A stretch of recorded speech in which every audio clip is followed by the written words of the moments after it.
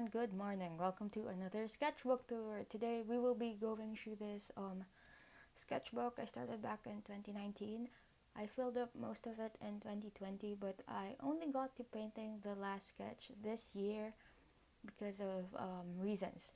As you can see, it's looking pretty battered and bruised, but I'm planning to make some stickers and cover it with them. Also, sorry for all the background noises that you might hear because our house has pretty bad acoustics and there are a lot of motorbikes and howling dogs outside. So yes. So anyway, I might make a video someday of me making some stickers so I can cover this boring cover.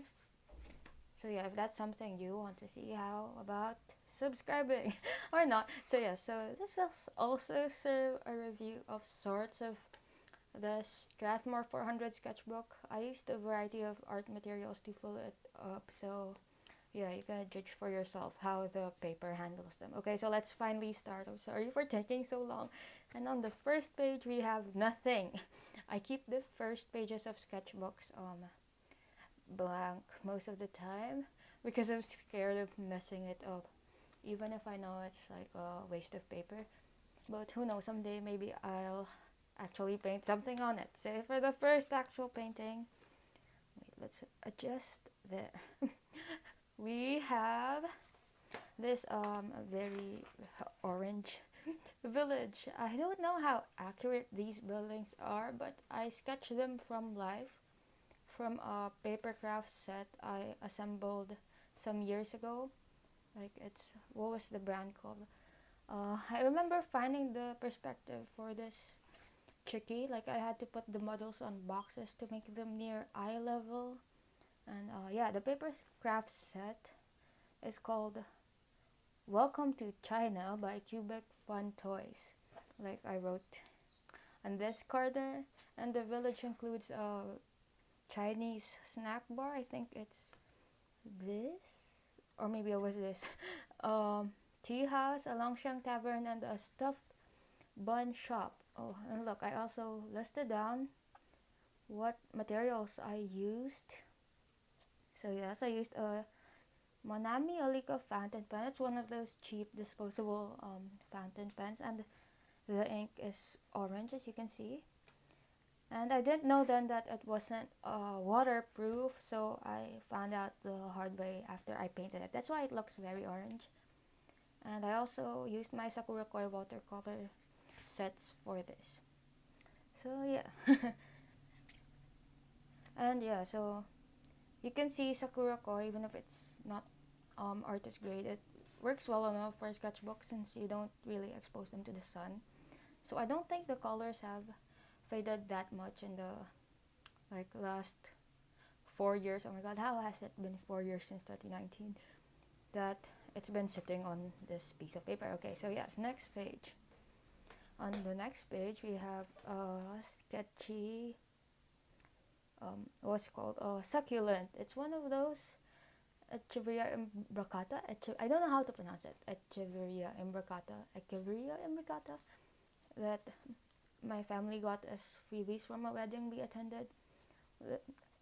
This specific plant I painted from life, and it's number one. Yes, the plant's name was number one because we were given all the leftover succulent freebies, which were 14 in total. So this was number one.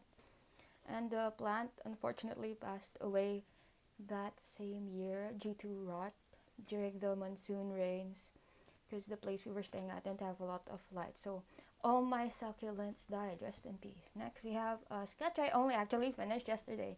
So I did sketch this in 2019 from life, and it's a lamp and a little statue of the Holy Family and a little blue china. I don't know, is it a vase? But it's really small, like a cup thing filled with old coins. And yeah, but I only got to painting it last year, and I finally finished it yesterday. So yesterday I just darkened the lamp, and it turned the composition kind of weird. So now the focal point is the lamp and not the Holy Family. So yeah, but then as a whole spread, the colors look kind of unified, so I'm pleased anyway. So next we have um up next we have another painting from life. This is a sketch of part of our small yard slash garden, and the focal point was supposed to be the bougainvillea. I don't know how to pronounce that. With the light shining through them, like subsurface scattering and all that. But I don't think I quite succeeded. I don't think I planned this painting well enough. I think I might have needed to use a brighter fluorescent watercolor paint pigment, but I didn't have it at the time. And maybe I should have made it even the mix of the watercolor even more translucent. But like, oh well, I do like how I did the clay pots with the tinges of green. Very big brain energy there. So yeah, oh yeah. So this sketchbook was supposed to be all like I was supposed to paint everything from life for the sketchbook, but you'd see later on that I didn't get to keep that intention. So yeah, so next is my sibling on an afternoon siesta during a power interruption. So I was bored and I sketched this with a reddish brown colored pencil. And I think that contributed to how muddy this looks overall. But I was also being experimental with my mark making on this one, and I tried stylizing the brush strokes for the fabric, as you can see. And I don't know how successful it was, but I think it kind of looks cool and edgy. So yeah, next we have something I didn't draw from life or from memory. Instead, I referenced my own photos I took and some screenshots from Google Street View. Can anyone from Metro Manila guess where this is? Comment your guesses down below. For this picture, I tried capturing that anime slice of life vibe and exaggerating the perspective a little bit. And I don't know how well it worked again, but yes, my only gripe is I should have made the greens a little more muted, and I don't know, just plan the lighting better overall because the shadows don't make sense and the greens are just too bright, I think, and take away your focus from the whole picture. So yes, next is it's just my sibling again in our living room, and I don't know what I was trying to achieve with the window because I wanted to be all impressionist and stuff and not make the subject the center of the painting, but it looks like the house is floating through outer space instead like existing where I don't know. So yeah, on the next page we have a spread, kinda, cause it like didn't take up the whole page. And it's one of my favorites in this sketchbook. I wanted to practice drawing more complicated cityscapes, so I referenced an image of Florence from this photo book called Italy by Michael Heatley. The reds really popped in the reference image, so I exaggerated that a bit here. And I think it turned out really fun. And I also drew the buildings and the people in the background in a more loose, illustrative way. And I think it gives the whole picture a vintage children's book illustration vibe, which is something I'm always aiming for. So yes, I'm really proud of this page. Next, this is actually... Oh wait, no. This isn't the last yet, but I also only painted it last year. so I wouldn't waste the page, and it's just a bunch of figs referenced of a pic from Unsplash. And yeah, I don't know what to comment, but I haven't ever eaten a fig, I think, even though my username is fig. So yeah, what do figs taste like? I'm interested in knowing. Next is, oh yeah, this one is reference of a picture of, what do you call those? Is it a floodway in Los Angeles? That part of Los Angeles where the people from Greece did their little race painting. And yeah, I used watercolored pencils for this, and it was really fun to do because like I was just laying out random colors, and when I finally went, it's like, oh my god, I'm shocked, like it actually worked. And there are like um, pops of random color in places I didn't know would be there because I have very short-term memory. So yeah, working with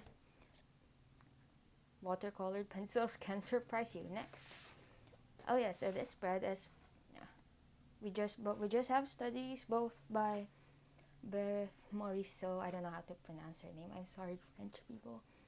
But yeah, these are just both studies, and I was trying to achieve texture.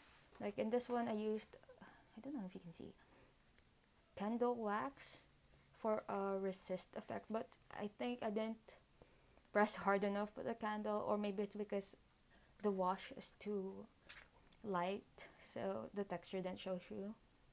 But I like the light I got to achieve here, like the gentle, warm blue light. I don't know what I'm talking about. Next is another study by Bert Marisol, like I said, and I think this one is more successful with the texture agenda. I used white gouache for this, and it made like layering watercolor paint more achievable. And also, I think this page looks better because of the greater contrast. So yeah, next. Yeah, another study, this time of a painting by, how do you pronounce his name? Gustav Caillebotte? I don't know. Gustave Caillebotte. I should search up the name before starting. Again, I focused on getting a lot of texture from the watercolors, and in that regard, I think this is successful. Like the variety of textures here, albeit a bit messy, especially the grass. I didn't plan that out enough. I also tried limiting my palette here. Actually, it's not very limited. As you can see, it's still 1, 2, 3, 7 colors, and that's not very limited. But usually, I used to just use all the colors in my palette, so that was an improvement. Yeah, and then the next page is like a flop page. This one was painted from life, and the truss system of the roof was just too complicated, and I was training, and I had to take cover inside after a few minutes. So that's why it looked so messy. Also, the air was so humid because it was raining, and the washes didn't have enough time to dry before I layered on top of them, which is why it's so like muddy, and yeah, the drawing lacks structure. Okay, so yeah, moving on. Yeah, this one is from life as well, from the same spot. And yeah, it was raining again. And I used pen this time. I'm really bad with pen, but at least I tried something new. And I do like how some of it looks. But as a whole picture, I don't think it works very well. Next. Oh, I think this time, this page marks the first time I used my better quality paints from White Nights.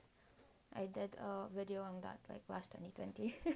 And I think this was referenced from a picture of Norma Shearer as Marie Antoinette, which I haven't watched, but I found the picture kind of cool. And it was black and white, but I tried like imagining it in color, even though it probably wasn't. Her dress probably wasn't this dark, and I used a limited palette, and it was fun. And yeah, I went all abstract with the sleeve, as you can see. I don't know how well it worked, but I think it looks fun. So yeah, I just don't like the background. It's very grainy, and I wish I could have just made that like very flat and dark, so it doesn't take attention away from the clothes. So yeah, next is, yeah, this is just a very Mary Blair inspired kind of drawing, as at least the colored palettes and the exaggerated shapes. This is the, what do you call it? Some river in Bohol. I forgot its name. But yeah, it's the river in Bohol that we went to last 2018.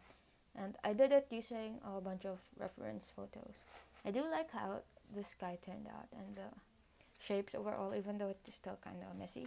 Next, I referenced this from an old photo I took in Baguio. I think the composition is very good. Oh, wait, no, not very good. But I think the composition is quite nice. It's just that the brushwork isn't very refined, and I kind of failed with the flowers.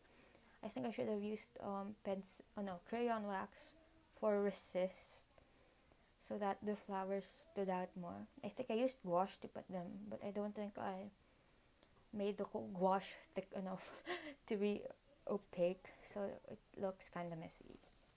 But yeah, but I like how there's still a separation from the greenery in the back, like the pine trees and the roof, even though they're both green. Like, oh, I'm a legend for doing that. No, I'm kidding. So next we have, I think this is reference from a picture of Vienna, although it doesn't look like her in the end.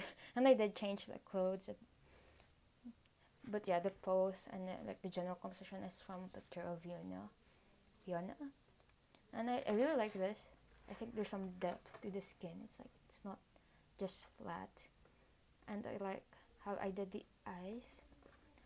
Like she doesn't look head empty. I don't know, but I really like this, and I like the muted colors I use. So yes, next we have. Oh yeah, apparently the next few pages are all K-pop girls with red hair for some reason. Yeah, like redheads are overrepresented in the sketchbook. I think this is Yeri from Red Velvet, I think, but I mixed up the I also referenced pictures of Joy and not only Yeri, so I kind of mixed multiple references together, but the main reference is Yeri, and I was trying to achieve like a pre-ref. I like Waterhouse feeling. Charot, but I don't know. I think the colors could have been deeper, more jewel toned, but instead it turned out kind of faded and light. So, but I do like how textured the hair is, and I think the face doesn't look too bad, even though it doesn't look like the reference again. And this one is a flop. It's supposed to be crystal, and I don't know what happened. I was having an off day with watercolor, so let's like not discuss that. So next it's crystal again, and it still doesn't look great. I don't like it that much. Yeah, I don't know what to say. But I do like the reds I mix, I guess. I don't know. Next is it's Yana again, and I think the flowers look okay in the abstract. I like the loose brushwork I did. The only thing is that I kind of gave up on the other eye because it was getting too overworked. So I just like screw it. Let's just leave it alone. I learned that from Chris Hong, by the way, and I think it does work, even if the other eye is very blurry. So now we can just focus on one eye. Next we have who is this boy? Okay, this is another redhead again. This is a redhead again. This is by Frederick Lord Leighton. I forgot the title of the painting. That's by him. And I was kind of patient with this one. And I'm really proud of how the hair looks. My only gripe is that I kind of hurried doing the sleeve, so it got overworked and ugly. But other than that, I think it was a good study. Like the drawing itself, the bay, is very accurate, and like the structure is there. That's why the painting turned out like easy. Like it was more easy to pull it out with color because the drawing itself was good. And next we have, I referenced this from an Instagram photographer called Artist V. I think these are either in Lithuania or Latvia or Estonia, one of those. And I use only 3 colors this time. Okay, let's see. I wrote it down. white nights, Indian gold, white nights, Maddy Lake red light, and Holbein French ultramarine. I think it worked really well. I love the granulation of ultramarine, and it worked really well for the sky here, especially. And yes, this is one of my favorite drawing sketches here. This one. As I see, look at the granulation. It's just like a patch of grass, but it's a lot more interesting because of the granulation of the ultramarine. And next we have, oh yeah, it's still, I actually just finished this recently, and I was trying to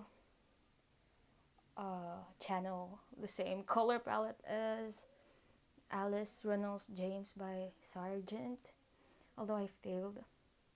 Okay, I don't want to look at it anymore. So next we have a study of Renoir's Young Girl in a Blue Hat, and it's yet another redhead.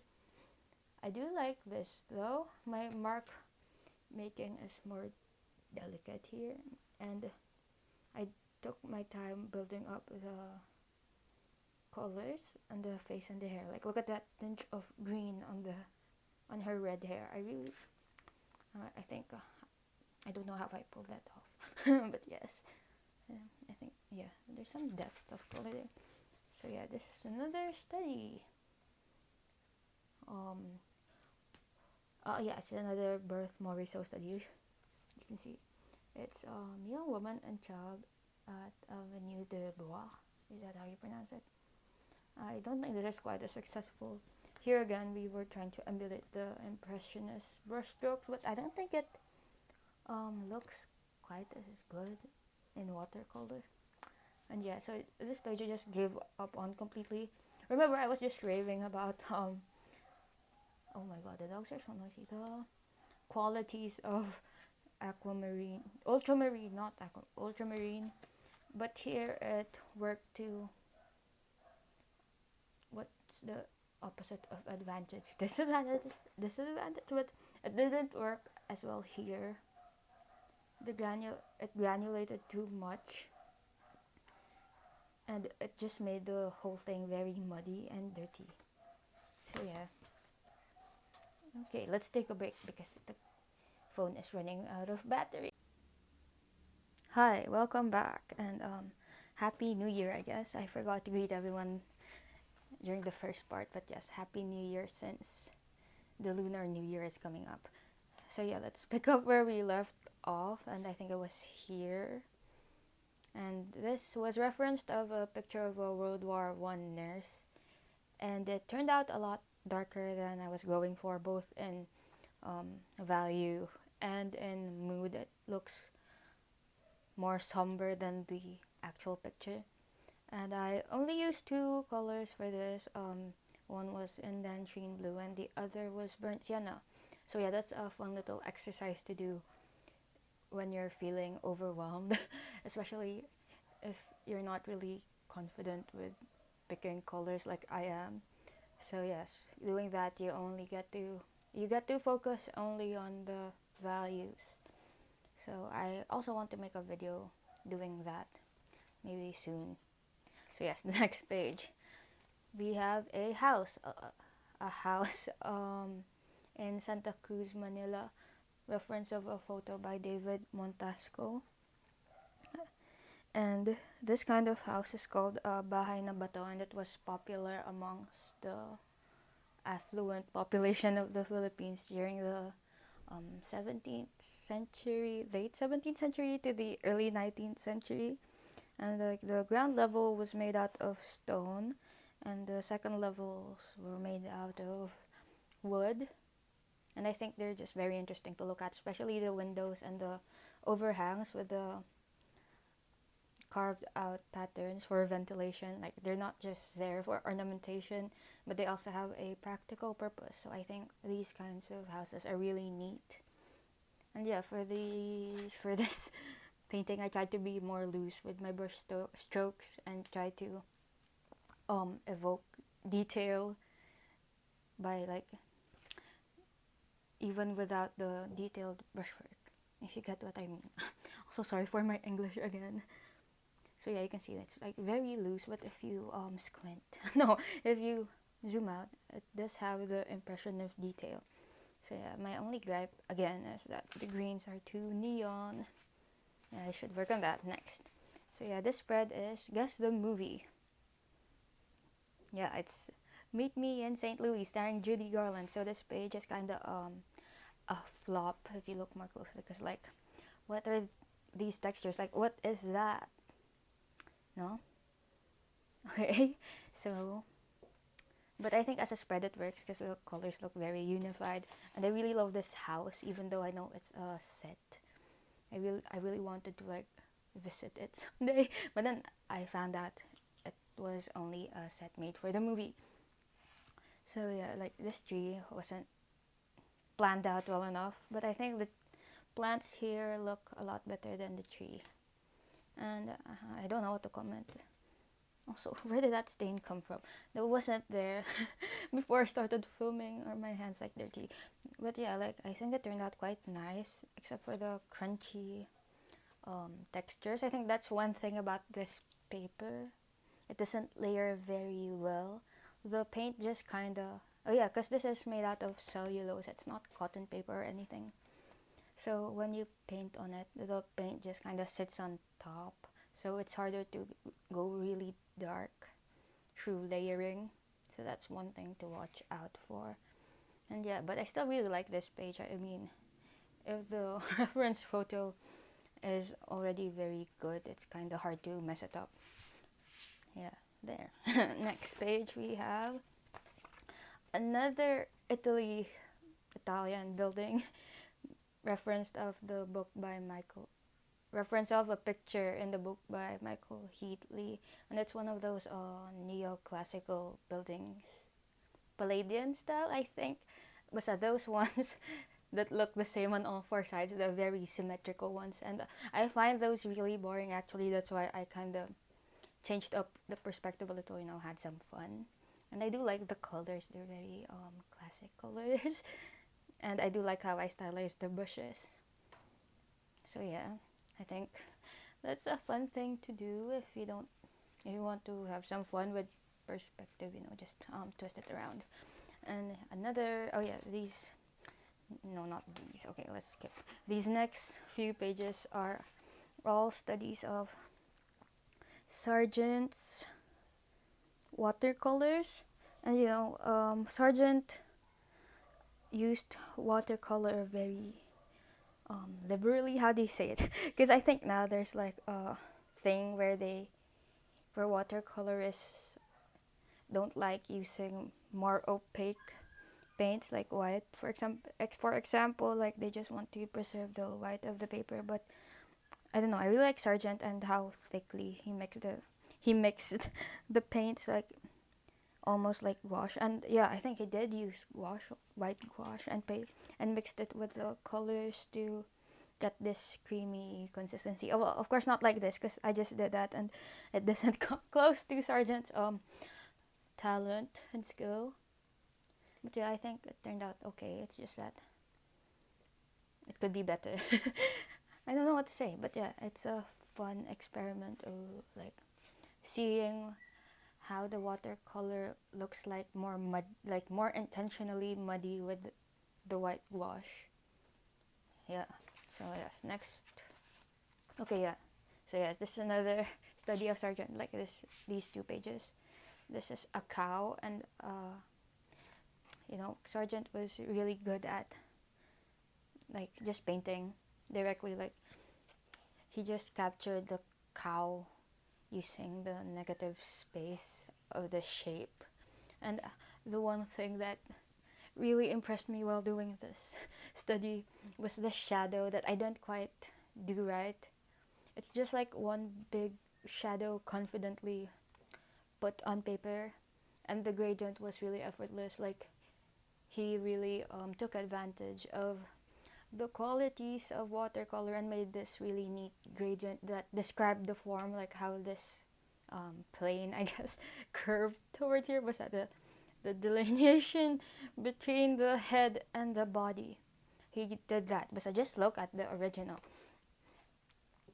Yeah, so I think in the original, the transition from the blue here to the warmer shadows here, I forgot the technical terms for the shadows, but yeah, the transition was really smooth and effortless. I don't know how he did that. And next, I think this one's a classic that a lot of people study. So it's getting dark. I'm sorry. It's like sunset, and uh, yeah, it was hard to do. I think I tried using white gouache again, mixed with my watercolors to get a creamier, thicker effect. And it just turned out really muddy. Like, what the heck is happening over here? It doesn't look good. I might try to repeat this again. So yeah. Oh yeah, so we skipped a few pages here. And these are just poppies, again, reference of the Michael Heatley Italy travel photo book.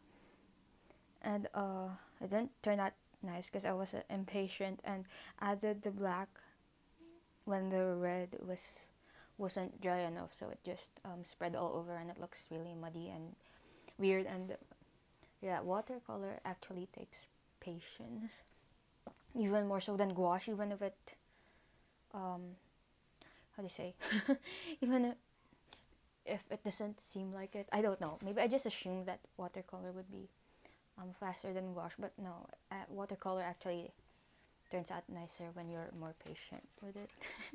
So yes, next is this. I think this was reference from, I'm not sure actually, maybe it's a vintage photo, like from the 30s. Maybe of a silent actress, I'm not sure actually, but if I find it I will link it here. And I think I wanted to practice more textured hair here, and I think it did turn out quite textured. I think something I do different is that I'd take care of grouping the shadows together so it doesn't look so, you know, um dirty and unplanned. Yeah, just group the shadows together and focus the detail on the highlights and on the edges, like between the stray strands of hair and the background. But I do like how the face turned out, especially the eyes. They kind of look transparent in a way. So yes. Next, so another study by a classic artist. It's called Konstantin Somov's A Cloud. Why is it so dark here? Okay. Oh, look at that granulation again. I think maybe too much granulation in the clouds. And one cool thing I did here was I finally got the resist effect using white crayon slash wax to work. So I think these are beech trees probably, since they're white. And I think it worked well here. Like, look. Oh, look at that sexy suggestion of trees just using those resist effect. So yes, and oh well, what is that on my hand? Okay, I don't know what else to say about this painting. Oh yeah, but I think this should look less messy, but then I didn't mix it properly, or I don't know, it just granulated too much again. So that's my fault for using ultramarine. Yeah, another. Oh yeah, here I was trying to practice darker skin tones. Admittedly, I don't draw dark skin tones as much, and I'm trying to like change that and practice more. And I don't know if it looks that nice, but I mean it looks like a person. And I do like how I did the glove here. Like, look, that's very abstract, like the brush strokes. But I think it does look like a hand if you look from far away. How did I do that? And also, this was reference of a picture from a magazine. I found the picture on Pinterest. I will try to find it too and link it if I do. And yeah, what drew me to this were the pearls on the hair, and I'm not sure how I did this. I'm not sure if I used wax or if I just painted around them, but I think they do look like pearls from far away. And also, I don't know what I was thinking, but I tried to do this, flick thing with the brush, so that's how I got those textures, like those spots, and I think it does work for this painting. Maybe, I don't know. But yeah, I don't hate it. I kind of like it. Next is what is this page? Oh yeah, so I think I sketched both of these from life. So this was in a building, and they had that on the wall, and I was like, what is that? Because it's just like random warm colors, and then there was a streak of black thing in the middle of the yellows, and I'm like, is that like bird poop? So that's what I call that in my head, bird poop. And this is just my sibling eating. I think I sketched this in like 2 minutes, and it didn't turn out too shabby. Yeah. And I don't know what this is. Just wasting paper. I think I was trying to demonstrate the qualities of watercolor to some family friends who came over, and I mean it doesn't look very nice. Okay, so here we're on the last page, and it's just a swatch of my what do you call that? Upgraded watercolor palette. And then here we have some colors from the Cotman set I used to use before upgrading, and I was just comparing the colors from the Cotman set to my newer palette. And you can see like the Cotman palette, like the green, blue, and ultramarine from the Cotman palette also kind of granulates well. Well, not as well as the what is this, Holbein ultramarine, and the what is this? Wait, White Knights emerald green, but they do look very good too. So yes. So now for the review of the actual sketchbook. Look, I made a cheat sheet of what I need to talk about. So let's see. The cover is kind of thin. So yes, kind of thin. And I think if you're an urban sketcher, or if you like sketching outdoors, I think that might be a problem, because like compared to a hardcover, it might be harder, especially if you're like, if you want to sketch here, you have to have something else to support the back. And then what else? The binding. Yes, the binding. Yes, so if you're an urban sketcher or something, well, I'm not, but I did carry this around everywhere for some reason. Like after some time, it definitely is gonna get torn apart. And as you can see, the glue is kind of coming off some parts. But if you're like sketching at home, it's totally fine. I mean, it's not completely destroyed yet. The pages are just looser than they used to be. Okay, so for materials, we have watercolor. Of course, watercolor works well. And like I said, it's cellulose, so the paint just kind of sits on top, and it's harder to layer paint on top. And gouache, what was that page? Yeah, gouache should work well too, and it does have like a texture, so the gouache can cling on the surface. And I think that might be the same for acrylic as well. I'm not sure about oil. You probably don't want to use watercolor paper for oil anyway. Oh, and for pen, let's go to the page with the pen drawing.